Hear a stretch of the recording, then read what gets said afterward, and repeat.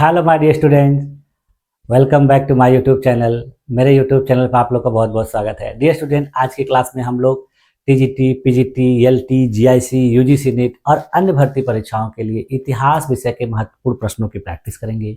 और इतिहास के जो प्रश्न प्रैक्टिस कराए जा रहे हैं मेरे द्वारा, इस समय मध्यकालीन भारत के इतिहास की प्रैक्टिस कराई जा रही है। इसके पहले की क्लासेस में हम लोगों ने प्राचीन भारत के इतिहास का प्रैक्टिस किया है प्रश्नों का, और मध्यकालीन भारत के प्रश्नों को 5-6 क्लासेस में हम लोगों ने प्रैक्टिस किया है। आज ये जो क्लास है आपकी मध्यकालीन भारत की, देखिए 7वीं क्लास की प्रैक्टिस है।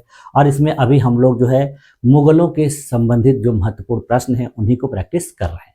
तो हम लोगों ने पिछली 2 क्लासेस में मुगलों के राजनीतिक और प्रशासनिक इतिहास से संबंधित प्रश्नों को प्रैक्टिस किया था, और उसमें लगभग 60 प्रश्नों को हम लोगों ने देखा था।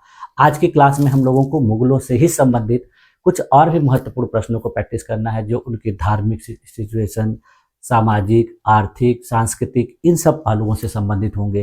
तो उनको हम लोग को एक एक 2-2 क्लास में थोड़ा थोड़ा 30-30 प्रश्न करके प्रैक्टिस करना है। एक क्लासेस में देखिए ज़्यादा प्रश्न इसलिए नहीं प्रैक्टिस कराए जाते हैं, क्लासेस लंबी हो जाएंगी, तो इसीलिए 30-30 प्रश्न ही आप लोग को प्रैक्टिस कराए जाते हैं। तो चलिए आज की क्लास को शुरू किया जाए। देखिए ये क्लास जो है आपकी मध्यकालीन भारत की 7वीं क्लास है, और टोटल जो इतिहास की ये 22वीं क्लास है, यानी 21 क्लासेस में हम लोगों ने जो है प्रश्नों को प्रैक्टिस किया हुआ है। और वो प्रश्न कैसे किए गए हैं, बेहतर तरीके से व्याख्या के साथ जो है आप लोगों के सामने उसको प्रस्तुत किया गया। चलिए आज की क्लास को शुरू किया जाए और आज के प्रश्नों को भी उसी तरीके से प्रैक्टिस किया जाए। हाँ देखिए, आज की जो क्लास है वो देखिए मध्यकालीन भारत के इतिहास की प्रैक्टिस क्लास है। इसमें हम लोग प्रश्नों को अध्ययन करेंगे, प्रैक्टिस करेंगे। और ये देखिए 7वीं क्लास है मध्यकालीन भारत की। इसमें देखिए हम लोग को जो प्रश्न देखने हैं वो मुगलों के देखिए सामाजिक, आर्थिक और सांस्कृतिक इतिहास से संबंधित प्रश्न शामिल है। और ये टोटल संख्या में कितने हैं, 60 हैं। इनको हम लोग को 2 पार्ट में करता है। 30 प्रश्न आज की क्लास में, 30 प्रश्न इसके आगे वाली क्लास में। ठीक है, तो चलिए शुरू किया जाए। देखिए आज की क्लास का पहला प्रश्न, देखिए पहले प्रश्न में क्या पूछा जा रहा है कि मुगल दरबार में जो मीर बख्शी हुआ करता था उसका प्रमुख कार्य क्या था। यानी मीर बख्शी नामक जो अधिकारी था उसका काम क्या था। पहला देखिए राजस्व संग्रह, दूसरा दिया सैनिक भर्ती और वेतन निर्धारण, तीसरा दिया न्याय व्यवस्था, चौथा दिया धार्मिक कार्य। तो मीर बख्शी का जो प्रमुख कार्य था देखिए वो धार्मिक कार्य नहीं, न्याय व्यवस्था नहीं, राजस्व संग्रह नहीं, बल्कि सैनिक भर्ती और वेतन निर्धारण। तो इस क्वेश्चन का देखिए राइट ऑप्शन क्या हो जाएगा आपका, ऑप्शन नंबर बी। देखिए आंसर क्या है, बी। व्याख्या क्या होगा कि मीर बख्शी जो है मुगल प्रशासन में सैन्य विभाग का प्रमुख अधिकारी हुआ करता था, और यह सैनिकों की भर्ती, उनका वेतन निर्धारण तथा मनसबदारी के अभिलेखों को रखा करता था। ठीक, अगला क्वेश्चन देखिए दिया मनसबदारी प्रणाली किसने प्रारंभ की थी। पहला ऑप्शन देखिए दिया बाबर, दूसरा दिया हुमायूं, तीसरा दिया अकबर, चौथा दिया शाहजहां। तो मनसबदारी प्रणाली जिसके द्वारा शुरू की गई थी देखिए वो शाहजहां नहीं है, बाबर नहीं, हुमायूं नहीं, बल्कि अकबर के द्वारा यह प्रणाली शुरू की गई थी। तो इस क्वेश्चन का राइट ऑप्शन क्या हो जाएगा, ऑप्शन नंबर सी। देखिए सही उत्तर क्या है, सी। व्याख्या क्या होगा कि मनसबदारी प्रणाली जो है अकबर ने प्रशासनिक व्यवस्था के लिए प्रारंभ किया था। इसके अंतर्गत अधिकारियों को मनसब यानी रैंक दी जाती थी। इसी के आधार पर उनका पद और वेतन निर्धारित होता था। ठीक, अगला क्वेश्चन देखिए लिखा है जजिया कर को पुनः किस मुगल शासक ने लागू किया था। यानी जजिया कर जो है वो कई बार देखिए लागू किया गया, फिर हटाया गया। तो इसमें पूछा जा रहा है कि मुगलों के समय में किसने फिर से लागू किया था। तो पहला ऑप्शन देखिए दिया अकबर, दूसरा दिया जहांगीर, तीसरा दिया शाहजहां, चौथा दिया औरंगजेब। तो देखिए जजिया कर को अकबर ने समाप्त कर दिया था, जहांगीर के समय नहीं था, शाहजहां के समय, बल्कि इसको किसने शुरू किया था, औरंगजेब ने। तो इस क्वेश्चन का राइट ऑप्शन क्या हो जाएगा, ऑप्शन नंबर डी। देखिए सही उत्तर क्या है, डी। व्याख्या क्या होगा कि अकबर ने जजिया कर को समाप्त कर दिया था, परंतु औरंगजेब ने उसको 1679 ईस्वी में फिर से लागू किया, जिसके वजह से धार्मिक असंतोष बढ़ गया। अगला क्वेश्चन देखिए, इसमें पूछा जा रहा है कि अकबर के दरबार में नवरत्न में से कौन सा था। यानी इसमें से जो जो नाम लिखे गए हैं तो कौन से लोग थे जो नवरत्नों में शामिल थे। पहला देखिए दिया अबुल फजल, दूसरा दिया अब्दुल रहीम, तीसरा दिया बीरबल और चौथा दिया उपरोक्त सभी। तो अकबर के दरबार में जो नवरत्न थे देखिए उसमें अबुल फजल भी थे, अब्दुल रहीम भी थे, बीरबल भी थे, इसके अलावा 6 लोग और भी थे। तो इस क्वेश्चन का राइट ऑप्शन क्या हो जाएगा आपका, ऑप्शन नंबर डी। सही उत्तर क्या है, डी, उपरोक्त सभी। ठीक, देख आंसर क्या है डी। व्याख्या क्या होगा कि अकबर के दरबार में अबुल फजल, रहीम, बीरबल, तानसेन इत्यादि जो है नवरत्न कहलाते थे। इनको देखिए प्रशासन, साहित्य और संगीत में योगदान के लिए महत्वपूर्ण माना जाता था। अगला क्वेश्चन देखिए दिया, आईने अकबरी के लेखक कौन थे, यानी आईने अकबरी किसने लिखा था। देखिए पहला ऑप्शन दिया बदायूनी, अबुल फजल, तीसरा अब्दुल हमीद लाहौरी, चौथा दिया फिरदौसी। तो आईने अकबरी को लिखने वाले जो लेखक थे देखिए फिरदौसी नहीं थे, अब्दुल हमीद लाहौरी नहीं, बदायूनी नहीं, बल्कि अबुल फजल थे। इस क्वेश्चन का राइट ऑप्शन क्या हो जाएगा, ऑप्शन नंबर बी। सही उत्तर क्या है बी। Answer B. व्याख्या क्या होगा कि अबुल फजल ने अकबरनामा और उसका तीसरा भाग आईने अकबरी लिखा था, जिसमें अकबर के शासन, प्रशासन, धर्म, अर्थव्यवस्था और संस्कृति का विस्तृत विवरण दिया गया है। अगला क्वेश्चन देखिए दिया है, मुगल काल में सदर सदर कौन होता था। तो पहला ऑप्शन देखिए दिया है सेना का प्रमुख, दूसरा धार्मिक और दान संबंधी मामलों का अधिकारी, तीसरा न्यायाधीश, चौथा दिया वित्त मंत्री। तो देखिए सदर सदर जो होता था वो वित्त मंत्री नहीं, न्यायाधीश नहीं, सेना का प्रमुख नहीं, बल्कि धार्मिक और दान संबंधी मामलों का अधिकारी होता था। तो इस क्वेश्चन का राइट ऑप्शन क्या हो जाएगा, ऑप्शन नंबर बी। देखिए आंसर क्या है बी। व्याख्या क्या होगा कि सदर सदर जो है धार्मिक संस्थानों को अनुदान देने, वक्फ संपत्तियों की देखरेख और उलेमा के मामलों की देखरेख किया करता था। अगला क्वेश्चन देखिए, मुगल काल में मुद्रा प्रणाली को स्थिर और संगठित किसने किया। तो देखिए पहला ऑप्शन दिया है बाबर, दूसरा दिया अकबर, तीसरा जहांगीर, चौथा औरंगजेब। तो मुद्रा प्रणाली को स्थिर और संगठित करने वाला जो शासक था देखिए औरंगजेब नहीं था, जहांगीर नहीं था, बाबर नहीं था, बल्कि कौन था, अकबर था। तो ये काम किसने किया, अकबर। इस क्वेश्चन का राइट ऑप्शन क्या हो जाएगा, ऑप्शन नंबर बी। देखिए आंसर क्या है बी। व्याख्या क्या होगा कि अकबर ने रुपया और दम को मानक मुद्रा बनाया और साम्राज्य भर में एक समान मुद्रा प्रणाली लागू किया। ठीक। अगला क्वेश्चन देखिए दिया है, जहांगीर की पत्नी नूरजहां का वास्तविक नाम क्या था, यानी जहांगीर की पत्नी जो नूरजहां थी उसका ओरिजिनल नेम क्या था। पहला देखिए ऑप्शन दिया मुमताज महल, दूसरा दिया मेहरुन निसा, तीसरा दिया गुलबदन बेगम और चौथा दिया रुकैया बेगम। तो जहांगीर की पत्नी नूरजहां का देखिए जो वास्तविक नाम था वो देखिए मुमताज महल नहीं था, गुलबदन बेगम नहीं था, रुकैया बेगम नहीं, बल्कि क्या नाम था, मेहरुन निसा। इस क्वेश्चन का राइट ऑप्शन क्या हो जाएगा, ऑप्शन नंबर बी। देखिए आंसर क्या है बी। व्याख्या क्या होगा कि मेहरुन निसा को विवाह के बाद नूरजहां की उपाधि दी गई। उसने जहांगीर के शासन में राजनीति पर महत्वपूर्ण प्रभाव डाला था। अगला क्वेश्चन देखिए, शाहजहां के शासन काल में स्थापत्य कला का सर्वोच्च उदाहरण कौन सा है। पहला ऑप्शन देखिए दिया फतेहपुर सीकरी, दूसरा दिया लाल किला, तीसरा दिया है ताजमहल, चौथा दिया है गोल गुंबज। तो देखिए शाहजहां के शासनकाल में जो स्थापत्य में सबसे महत्वपूर्ण उदाहरण में है वो देखिए फतेहपुर सीकरी नहीं है, लाल किला नहीं है, गोल गुंबज नहीं, बल्कि क्या है, ताजमहल। ताजमहल देखिए दुनिया के 7 आश्चर्यों में से एक माना जाता है, तो इसीलिए महत्वपूर्ण कृति थी। इस क्वेश्चन का राइट ऑप्शन क्या है, ऑप्शन नंबर सी। आंसर क्या है सी। व्याख्या क्या होगा कि ताजमहल शाहजहां ने अपनी पत्नी मुमताज महल की स्मृति में बनवाया था। यह मुगल स्थापत्य कला का उत्कृष्ट नमूना है। ठीक। अगला क्वेश्चन देखिए, मुगल काल में जमींदारी प्रणाली का प्रमुख उद्देश्य क्या था, यानी मुगलों के समय जो जमींदारी प्रणाली थी उसका क्या उद्देश्य था। पहला देखिए भूमि सुधार, दूसरा दिया राजस्व संग्रह, तीसरा दिया सैनिक सेवा और चौथा दिया है धार्मिक प्रचार। तो जमींदारी प्रणाली जो शुरू की गई थी उसका मुख्य उद्देश्य भूमि सुधार नहीं, सैनिक सेवा नहीं, धार्मिक प्रचार नहीं, बल्कि राजस्व संग्रह करना था। इस क्वेश्चन का देखिए राइट ऑप्शन क्या हो जाएगा, ऑप्शन नंबर बी। सही उत्तर क्या है, बी। देखिए आंसर क्या है बी। व्याख्या क्या होगी कि जमींदार किसानों से कर वसूल कर उसे राज्य को दिया करते थे। वे राजस्व प्रणाली के मध्यस्थ थे जिससे प्रशासनिक नियंत्रण बनाए रखा जा सकता। ठीक। अगला क्वेश्चन देखिए दिया है कि मुगल काल में राजस्व मापन प्रणाली किसके द्वारा विकसित की गई, यानी राजस्व का मापन जो होता था उसकी प्रणाली, उसका सिस्टम किसने विकसित किया था। तो पहला देखिए दिया है शेर शाह सूरी, दूसरा दिया अकबर, तीसरा दिया जहांगीर और चौथा दिया है शाहजहां। तो मुगल काल में राजस्व मापन प्रणाली जो विकसित की गई थी देखिए शाहजहां के द्वारा नहीं, जहांगीर के द्वारा नहीं, शेर शाह के नहीं, बल्कि अकबर के द्वारा।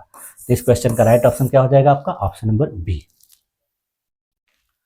देखिए आंसर क्या है बी व्याख्या क्या होगा कि अकबर के दीवान राजा टोडरमल ने भूमि मापन और राजस्व निर्धारण की व्यवस्था, जिसको दहसाला प्रणाली के नाम से जाना जाता है, लागू किया था। इससे क्या होता था कि किसानों की आय का नियमित अनुमान लगाया जाता था। अगला क्वेश्चन देखिए दिया है, मुगल काल में महसूल शब्द का क्या अर्थ था, यानी महसूल शब्द किस लिए इस्तेमाल किया जाता था। पहला ऑप्शन दिया है सेना, दूसरा दिया कर या शुल्क, तीसरा दिया न्यायालय, चौथा दिया दस्तावेज। तो जो ये महसूल शब्द था देखिए ये सेना के लिए नहीं, न्यायालय के नहीं, दस्तावेज के लिए, बल्कि कर या शुल्क के लिए इस्तेमाल होता था। तो इस क्वेश्चन का राइट ऑप्शन क्या हो जाएगा, option number B, answer B. व्याख्या क्या होगा कि महसूल शब्द का प्रयोग जो है आय या कर के लिए किया जाता था और विशेष रूप से व्यापारिक वस्तुओं पर लगाए गए शुल्क को महसूल कहा जाता था, यानी किस पे लगाया जाता था, व्यापारिक वस्तुओं। अगला क्वेश्चन देखिए, अकबर के शासन काल में दहसाला प्रणाली किसने लागू की थी। पहला ऑप्शन देखिए दिया अबुल फजल, दूसरा दिया राजा टोडरमल, तीसरा दिया बीरबल, चौथा दिया मुनीम खान। तो दहसाला प्रणाली को लागू करने वाला मुनीम खान नहीं था, बीरबल नहीं, अबुल फजल नहीं, बल्कि राजा टोडरमल थे। इस क्वेश्चन का राइट ऑप्शन क्या हो जाएगा, ऑप्शन नंबर बी। देखिए आंसर बी है। व्याख्या क्या होगा कि दहसाला प्रणाली के अंतर्गत पिछले 10 वर्षों की औसत उपज के आधार पर भूमि कर निर्धारित किया गया और यह व्यवस्था किसानों और राज्य दोनों के लिए लाभदायक थी। इससे किसानों को भी फायदा होता था और राज्य को। अगला क्वेश्चन देखिए दिया, मुगल काल में पाइबोस शब्द का प्रयोग किसके लिए किया जाता, यानी पाइबोस शब्द किस लिए प्रयोग किया। पहला ऑप्शन दिया है राजा के जूते, दूसरा दिया दरबार की परंपरा जिसमें शासक के चरण स्पर्श किए जाते थे, तीसरा दिया है कर प्रणाली, चौथा दिया है सैनिक पद। तो मुगल काल में जो पाइबोस शब्द देखिए वो किस लिए प्रयोग किया, राजा के जूते के लिए नहीं, कर प्रणाली के नहीं, सैनिक पद के लिए नहीं, बल्कि दरबार की परंपरा जिसमें शासक के चरण स्पर्श किए जाते। ठीक है, तो इस क्वेश्चन का देखिए राइट ऑप्शन क्या हो जाएगा आपका, ऑप्शन नंबर बी। सही उत्तर क्या है, बी। देखिए आंसर क्या है, बी। व्याख्या क्या होगा कि पाइबोस जो है दरबार की एक औपचारिक परंपरा थी जिसमें सम्राट के प्रति सम्मान दर्शाने के लिए चरण स्पर्श किया जाता था। अगला क्वेश्चन देखिए, जहांगीर के शासनकाल में कला का कौन सा क्षेत्र जो है विशेष रूप से विकसित हुआ, यानी किस कला में बहुत ज्यादा वृद्धि देखी गई। पहला देखिए दिया स्थापत्य कला, दूसरा दिया है चित्रकला, तीसरा दिया है संगीत और चौथा दिया है साहित्य। देखिए जहांगीर के शासनकाल में स्थापत्य कला देखिए सबसे ज्यादा जो थी वो अकबर और शाहजहां के काल में। संगीत नहीं, साहित्य नहीं, बल्कि कौन सा, चित्रकला। संगीत देखिए, साहित्य जो है ये सब अकबर के काल में। तो चित्रकला जो है जहांगीर के काल में सबसे ज्यादा विकसित हुई। इस क्वेश्चन का देखिए राइट ऑप्शन क्या हो जाएगा आपका, ऑप्शन नंबर बी। सही उत्तर क्या है, बी। देखिए यहां पर आंसर गलत हो गया है, टाइप ये सी होगा। ठीक है, व्याख्या क्या होगा कि जहांगीर जो है स्वयं चित्रकला का ज्ञाता था। उसके शासनकाल में देखिए चित्रकला जो है यथार्थवादी और प्रकृति पर आधारित हो गई। मंसूर, बिशनदास जैसे प्रसिद्ध चित्रकार जो है इसी के काल में रहा करते थे। अगला क्वेश्चन देखिए दिया है, मुगल काल में दरबार की आधिकारिक भाषा कौन सी थी, यानी दरबार में जिस भाषा का प्रयोग किया जाता था कौन सी थी। पहला देखिए संस्कृत, दूसरा फारसी, तीसरा अरबी, चौथा तुर्की। तो दरबार की जो आधिकारिक भाषा थी देखिए तुर्की नहीं थी, अरबी नहीं थी, संस्कृत नहीं थी, बल्कि कौन सी थी, फारसी थी। इस क्वेश्चन का राइट ऑप्शन क्या हो जाएगा, ऑप्शन नंबर बी। देखिए आंसर क्या है, बी। व्याख्या क्या होगा कि मुगल दरबार और प्रशासन की जो आधिकारिक भाषा थी वो फारसी थी। फारसी भाषा साहित्य, प्रशासन और न्यायालय में प्रयुक्त की जाती थी। अगला क्वेश्चन देखिए दिया है, मसीह उल मुल्क की उपाधि किसे दी गई। तो देखिए पहला ऑप्शन दिया है अबुल फजल, दूसरा दिया फकीर आजम, तीसरा दिया राजा टोडरमल और चौथा दिया है और हकीम हुमायूं। तो मसीह उल मुल्क की उपाधि जो दी गई थी अबुल फजल को नहीं, फकीर आजम को नहीं, राजा टोडरमल को नहीं, बल्कि किसको दी गई थी, हकीम हुमायूं को। तो इस क्वेश्चन का राइट ऑप्शन क्या हो जाएगा आपका, ऑप्शन नंबर सी। सही उत्तर क्या है, सी।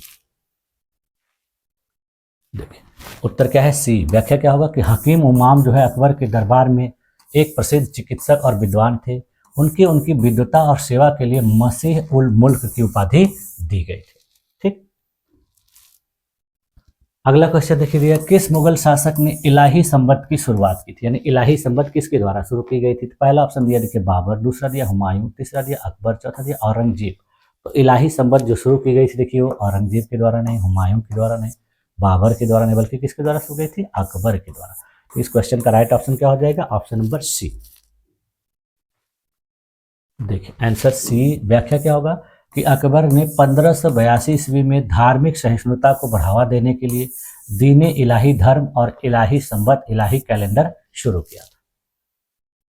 अगला क्वेश्चन देखिए दिया है, मुगल काल में व्यापारिक कर प्रणाली में राहदारी का अर्थ क्या था? यानी जो कर लिया जाता था तो उसमें राहदारी का मतलब क्या था? तो पहला ऑप्शन देखिए भूमि कर, दूसरा दिया सड़क पर व्यापारिक वस्तुओं पर कर, तीसरा है बाजार शुल्क, चौथा दिया बंदरगाह कर। तो व्यापारिक कर प्रणाली में जो राहदारी था उसका मतलब बंदरगाह कर नहीं, बाजार शुल्क नहीं, भूमि कर नहीं, बल्कि सड़क पर व्यापारिक वस्तुओं पर कर। इस क्वेश्चन का देखिए राइट ऑप्शन क्या हो जाएगा? Option number B. सही उत्तर क्या है? बी। Answer B. व्याख्या क्या होगा कि राहदारी कर वह शुल्क था जो व्यापारिक वस्तुओं के मार्ग में लगने वाले दरों चेक पोस्ट पर वसूला जाता था। ठीक। अगला क्वेश्चन देखिए दिया है, मुगल काल के प्रसिद्ध संगीतज्ञ तानसेन किस शासक के दरबार में रहा करते? यानी मुगल काल में तानसेन कहाँ किसके दरबार में रहते थे? पहला देखिए बाबर, दूसरा दिया अकबर, तीसरा जहांगीर, चौथा शाहजहां। तो देखिए जो तानसेन जिसके दरबार में रहते थे, शाहजहां नहीं, जहांगीर नहीं, बाबर नहीं, बल्कि किसके दरबार में रहते थे? अकबर के दरबार। इस क्वेश्चन का राइट ऑप्शन क्या हो जाएगा? Option number B. सही उत्तर क्या है? बी।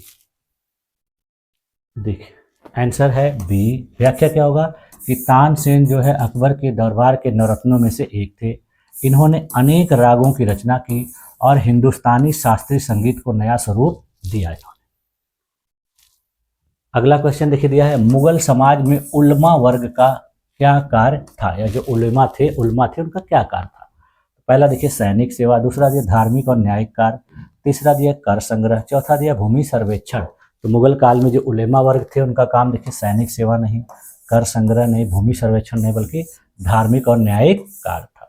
तो इस क्वेश्चन का देखिए राइट ऑप्शन क्या हो जाएगा? Option number B. सही उत्तर क्या है? बी। Answer B. व्याख्या क्या होगा कि उलमा वर्ग जो है इस्लामिक धार्मिक ग्रंथों का अध्ययन करता था और न्यायिक मामलों में शरीयत के अनुसार निर्णय देता था। वह धार्मिक जीवन का मार्गदर्शक भी हुआ करता था। अगला क्वेश्चन देखिए, अकबर ने धार्मिक सहिष्णुता की नीति के अंतर्गत कौन सा नया धर्म प्रारंभ किया? धार्मिक सहिष्णुता की नीति को बेहतर बनाने के लिए कौन सा धर्म चलाया? तो पहला दिया जैन धर्म, दूसरा सिख धर्म, तीसरा दीन इलाही, चौथा दिया इस्लाम नया। तो उसने जो धर्म प्रारंभ किया था वो देखिए इस्लाम नया नहीं था, जैन धर्म नहीं, सिख धर्म नहीं, बल्कि दीन ए इलाही। इस क्वेश्चन का राइट ऑप्शन क्या हो जाएगा? Option number C. सही उत्तर क्या है? सी। देखिए आंसर क्या है? सी। व्याख्या क्या होगा कि 1582 ईस्वी में अकबर ने दीन ए इलाही नामक एक नया धर्म चलाया जिसमें सभी धर्मों को अच्छी बातों को समावेशित किया गया। इसका उद्देश्य जो था धार्मिक एकता को स्थापित करना। अगला क्वेश्चन देखिए दिया, इबादत खाना जो है कहाँ पर स्थापित किया गया था? पहला ऑप्शन देखिए दिया दिल्ली, दूसरा दिया आगरा, तीसरा दिया फतेहपुर सीकरी, चौथा दिया लाहौर। तो इबादत खाना जो स्थापित किया गया था देखिए वो लाहौर में नहीं, दिल्ली में नहीं, आगरा में नहीं, बल्कि कहाँ पर? फतेहपुर सीकरी में। तो इस क्वेश्चन का राइट ऑप्शन क्या हो जाएगा? Option number C. देखिए आंसर क्या है? सी। व्याख्या क्या होगा कि अकबर ने 1575 ईस्वी में फतेहपुर सीकरी में इबादत खाना की स्थापना की, जहां पर उसने विभिन्न धर्म के विद्वानों को धार्मिक विचार विमर्श के लिए बुलाया था और वहां पर बुलाकर विचार विमर्श करता था। अगला क्वेश्चन देखिए, मुगल काल में महिलाओं की स्थिति के संबंध में कौन सा कथन सही है? पहला ऑप्शन देखिए दिया है महिलाएं केवल पर्दे में रहती थी, दूसरा दिया कुछ महिलाओं ने राजनीति में भी भाग लिया, महिलाएं शिक्षा से वंचित थी, और चौथा दिया उपरोक्त सभी। तो मुगल काल में देखिए महिलाओं की स्थिति से संबंधित जो कथन सही है वो देखिए कुछ महिलाएं केवल पर्दे में रहती थी, कुछ महिलाओं ने राजनीति में भी भाग लिया, महिलाएं शिक्षा से वंचित थी। इसका क्या होगा? उपरोक्त सभी, यानी ये सारी कंडीशन उस समय मौजूद थी। इस क्वेश्चन का राइट ऑप्शन क्या हो जाएगा? Option number D. देखिए आंसर क्या है? डी। व्याख्या क्या होगा कि यद्यपि पर्दा प्रथा और सामाजिक प्रतिबंध थे, फिर भी नूरजहां, जहां आरा, गुलबदन बेगम जैसी महिलाओं ने राजनीति और साहित्य में योगदान, इसलिए जो है तीनों ऑप्शन सही हो जाएंगे। अगला क्वेश्चन देखिए दिया, गुलबदन बेगम किसकी बहन थी और उन्होंने कौन सी प्रसिद्ध कृति लिखी? यानी गुलबदन बेगम किसकी बहन थी, उसने कौन सी रचना रचित थी? पहला ऑप्शन देखिए बाबर की बहन, बाबरनामा लिखा, दूसरा हुमायूं की बहन हुमायूंनामा लिखा, तीसरा अकबर की बहन अकबरनामा लिखा, और चौथा जहांगीर की बहन तुजुकी जहांगीरी लिखी। तो देखिए जहांगीर ने खुद तुजुकी जहांगीरी लिखी थी, अकबरनामा नहीं लिखा था उसने, बाबरनामा बाबर ने खुद लिखा था, बल्कि वो हुमायूं की बहन थी और उसने हुमायूंनामा लिखा था। इस क्वेश्चन का राइट ऑप्शन क्या हो जाएगा? Option number B. सही उत्तर क्या है? बी। देखिए आंसर क्या है? बी। व्याख्या क्या होगा कि गुलबदन बेगम जो है हुमायूं की बहन और बाबर की पुत्री थी। उन्होंने हुमायूं नामक कृति फारसी में लिखी थी, जो उस काल की एक महत्वपूर्ण ऐतिहासिक स्रोत के रूप में जानी जाती है। अगला क्वेश्चन देखिए दिया है, मुगल काल में शिक्षा संस्थानों में प्रमुख रूप से कौन से विषय पढ़ाए जाते थे? पहला ऑप्शन देखिए दिया गणित और ज्योतिष, दूसरा दिया दर्शन और राजनीति, तीसरा दिया है कुरान हदीस और अरबी भाषा, और चौथा दिया रसायन और भौतिक। तो उस काल में देखिए जो चीज़ें पढ़ाई जाती थी वो रसायन और भौतिक तो बिल्कुल नहीं, गणित और ज्योतिष भी नहीं, दर्शन और राजनीति, बल्कि कुरान हदीस और अरबी भाषा। तो इस क्वेश्चन का देखिए राइट ऑप्शन क्या हो जाएगा आपका? Option number C. सही उत्तर क्या है? सी। देखिए आंसर क्या है? सी। व्याख्या क्या होगा कि मदरसों में इस्लामी धर्मशास्त्र, हदीस, फारसी और अरबी भाषा का अध्ययन कराया जाता था। उच्च वर्ग के लोग जो है अपने बच्चों को ऐसे विद्यालयों में भेजा करते थे। अगला क्वेश्चन देखिए दिया है, मुगल काल में मकतब का क्या अर्थ था? पहला ऑप्शन दिया देखिए प्राथमिक विद्यालय, दूसरा दिया उच्च विद्यालय, तीसरा दिया पुस्तकालय, चौथा दिया धार्मिक केंद्र। तो मुगल काल में मकतब का अर्थ देखिए धार्मिक केंद्र नहीं, पुस्तकालय नहीं, उच्च विद्यालय नहीं, बल्कि क्या था? प्राथमिक विद्यालय। तो इस क्वेश्चन का राइट ऑप्शन क्या हो जाएगा आपका? Option number A. सही उत्तर क्या है? ए। देखिए आंसर ए। व्याख्या क्या होगा कि मकतब जो है छोटे बच्चों के लिए प्राथमिक स्तर के विद्यालय थे, जहां पर कुरान और मूलभूत शिक्षा दी जाती थी। अगला क्वेश्चन देखिए दिया है, किस मुगल शासक के शासनकाल में शिक्षा के क्षेत्र में मदरसे का सबसे अधिक विकास हुआ? यानी किसके शासनकाल में सबसे ज्यादा मदरसे बनाए गए, विकसित किए गए? पहला दिए बाबर, दूसरा दिया अकबर, तीसरा जहांगीर, चौथा औरंगजेब। तो सबसे ज्यादा जो मदरसे विकसित हुए थे कि वो बाबर के काल में नहीं, अकबर के नहीं, जहांगीर के, बल्कि औरंगजेब के काल में। इस क्वेश्चन का राइट ऑप्शन क्या हो जाएगा आपका? Option number D. देखिए आंसर क्या है? डी। व्याख्या क्या होगा कि औरंगजेब ने इस्लामी धर्म शिक्षा को बहुत ज़्यादा बढ़ावा दिया था, इसीलिए देखिए उसके शासनकाल में अनेक मदरसे खोले गए और कुरान की शिक्षा अनिवार्य कर दी गई। अगला क्वेश्चन देखिए, अकबर ने किस नीति द्वारा हिंदू और मुसलमानों के बीच एकता स्थापित करने का प्रयास किया? पहला ऑप्शन देखिए दिया है जजिया कर की पुनर्स्थापना, दूसरा दिया धार्मिक सहिष्णुता की नीति, तीसरा शुद्ध इस्लाम की नीति, चौथा दिया सूफी नीति। तो उसने जिस नीति के द्वारा हिंदू मुस्लिम एकता को स्थापित करने का प्रयास किया वो देखिए सूफी नीति नहीं थी, शुद्ध इस्लामी नीति नहीं थी, जजिया की पुनर्स्थापना नहीं, बल्कि धार्मिक सहिष्णुता की नीति थी। इस क्वेश्चन का राइट ऑप्शन क्या हो जाएगा आपका? Option number B. सही उत्तर क्या है? बी। देखिए आंसर क्या है? बी। व्याख्या क्या होगा कि अकबर ने सभी धर्मों के प्रति समान सम्मान की नीति अपनाई, उसने जजिया कर समाप्त कर दिया, मंदिरों की सुरक्षा दी और हिंदू अधिकारियों को उच्च पदों पर नियुक्त किया। ठीक, अब देखिए 30वां प्रश्न, आज की क्लास का लास्ट प्रश्न। इसके बाद के प्रश्नों को हम लोग नेक्स्ट क्लास में देखेंगे। तो इसमें देखिए पूछा जहां आरा बेगम कौन थी और उन्होंने कौन सा प्रसिद्ध कार्य करवाया? जहां आरा बेगम के बारे में पूछा जा रहा है, कौन थी और क्या काम उसने प्रसिद्ध रूप से करवाया था। तो पहला देखिए शाहजहां की पुत्री थी और दिल्ली में बाजार निर्माण करवाया। दूसरा दिया जहांगीर की पत्नी थी, ताजमहल बनवाया। तीसरा दिया अकबर की पुत्री थी, इबादत खाना बनाया। और चौथा दिया औरंगजेब की माता थी, मदरसे का निर्माण करवाया। तो जहां आरा बेगम देखिए औरंगजेब की माता नहीं थी, अकबर की पुत्री नहीं थी, जहांगीर की पत्नी नहीं थी, बल्कि क्या थी? शाहजहां की पुत्री थी, यानी औरंगजेब की बहन थी। और इसने क्या बनवाया था? दिल्ली में बाजार निर्माण करवाया था। और ये बाजार जो है इस समय दिल्ली में बहुत ही फेमस है, जिसको चांदनी चौक के नाम से जाना। तो इस क्वेश्चन का देखिए राइट ऑप्शन क्या हो जाएगा आपका? Option number A. सही उत्तर क्या है? ए।